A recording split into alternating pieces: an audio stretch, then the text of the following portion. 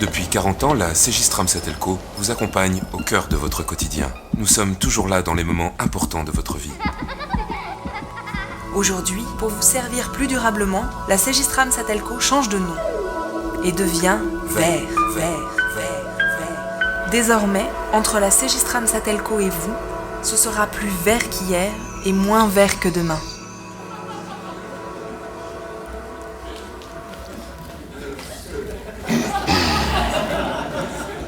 Oui, vous avez bien compris que la protection de l'environnement était désormais la priorité pour la Cegistram Satelco.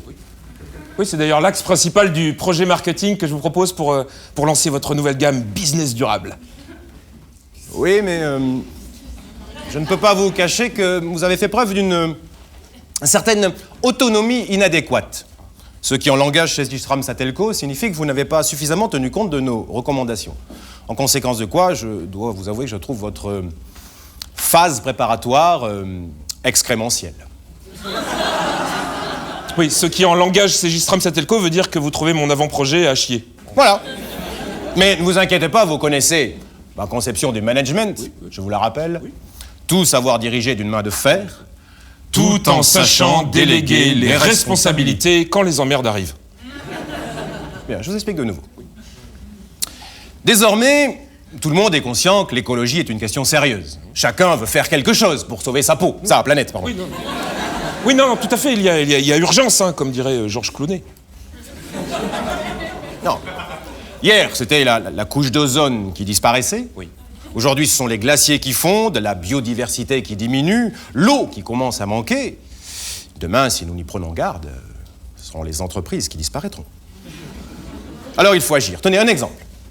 L'an dernier, nous avons mis en place la filière de recyclage des déchets électroniques et électriques.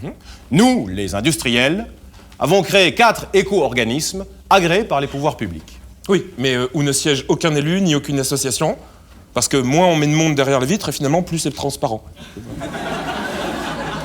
Alors, pour financer ces éco-organismes, nous leur versons, à chaque fois que nous fabriquons un produit qu'ils auront en charge de recycler, une éco-contribution que nous répercutons sur le prix de vente. Ah oui, qui est donc supportée par le consommateur.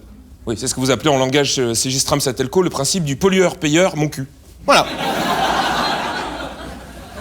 Alors, dites-moi, pour la collecte. Eh bien, pour la collecte, nous comptons sur la fibre écolo du consommateur pour que quand il achète un équipement neuf, il nous ramène l'appareil usagé. Et ça marche?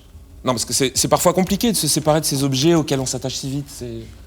Objets inanimés, avez-vous donc une âme qui s'attache à notre âme et la force d'aimer, disait Lamartine en son temps?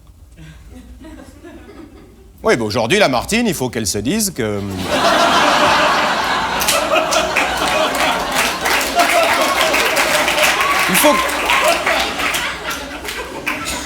Il faut qu'elle se dise en ramenant le cœur gros et le regard fuyant.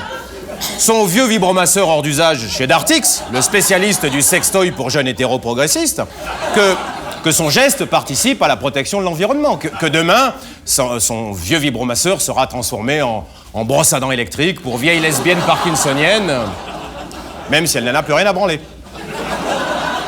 Non, le recyclage est écologique, il faut recycler davantage. Et pour recycler davantage, il faut jeter davantage. C'est de la responsabilité des entreprises citoyennes de fabriquer des produits qui soient rapidement obsolètes, vite passés de mode, impossible à réparer, vite hors d'usage. Oui, avec beaucoup d'emballage autour, hein, parce que non, c'est important, sinon on peut pas marquer qu'on respecte l'environnement. Ça, c'est... Je ne vous cache pas que le mieux encore, ça serait que les consommateurs jettent directement leurs achats à la sortie des grandes surfaces. Oui, dans des bennes qu'on mettrait gratuitement à disposition, comme ça on remet tout en rayon et ça c'est 100% recyclé. Mais pour cela, il faudrait bien prendre conscience qu'il faut changer nos habitudes de consommation. Oui, et pas vos habitudes de production. Non, s'il le fallait, nous appellerions à la délation des mauvais consommateurs qui ne voudraient pas jouer le jeu.